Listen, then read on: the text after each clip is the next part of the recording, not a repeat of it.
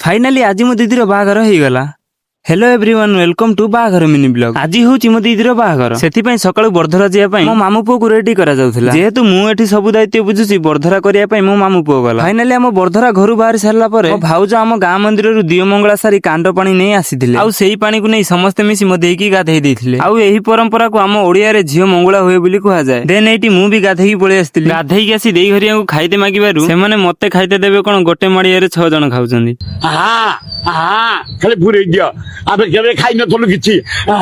खाई सारला परे मेहंदी सेरेमनी जो साजा साजा हेइतिला मु से सब को खोला खोली करिवारे लागि गली। एपटे घरे आसी देखला बेले घर लोक माने मो दीदी को धरी कंता कटा आरंभ कर देइथिले। कंता कटा सरला परे जेहेतु हमर मंदिर बाहर आमे समस्त रेडी हेइ चाललु मंदिर आडे। मंदिर पाखरे पहुंची देखला बेले को जेहेतु हमर फर्स्ट सीरियल नंबर थिला मंदिर जमार भी भीड़ होई नथिला। एइटी नाळु भी आसी पहुंची जाइथिला। आ नाळु को त आपण माने चिनिथिबे। किछि समय परे पुओ घर वाला भी आसी मंदिर रे पहुंची गले। प्रथमे पुरोहित ना पुओर बाटबरणी कर सरला परे मंदिर रे मैरिज सर्टिफिकेट रे पुओ झियो साइन मारथिले। आ तापरे हमर बाघर विधि आरंभ हेइ जाइथिला। हम ओडिया परंपरा अनुसार मु झियर भाई हेतिबारु पुओ पादर हळदी पानी पकेई धोइली। आ तापरे मो दीदी बहु बेसरे बेदी ऊपर को आसिला। बेदी ऊपर मो दीदी रा हाथ गंठी पड़ला परे जेतेबेले मो सानो दीदी को हाथ गंठी फिटिया पई डाकिले से जमारु भी हाथ गंठी फिटौ नथिला। जेतेबेले हाथ गंठी पावनाटा मिली गला आ डेरी न करी संगे संगे हाथ गंठी फिटेई देला। हाथ गंठी फिटेई सारला परे मो भाई मो दीदी मथारे सिंदूर देई ताकू सब दिन पई निजर करि नेले। बाहागर सरला परे एपटे समुदी मिलन भी हेइ गला। आ भगवान को कृपारु बाहागर रे किछि विघ्न न घटी शांति रे बाहागर संपूर्ण हेइ गला। आ आपण माने बाहा हेचंती कि नै कमेंट रे नियाती जणैबे। रहिली जय जगन्नाथ।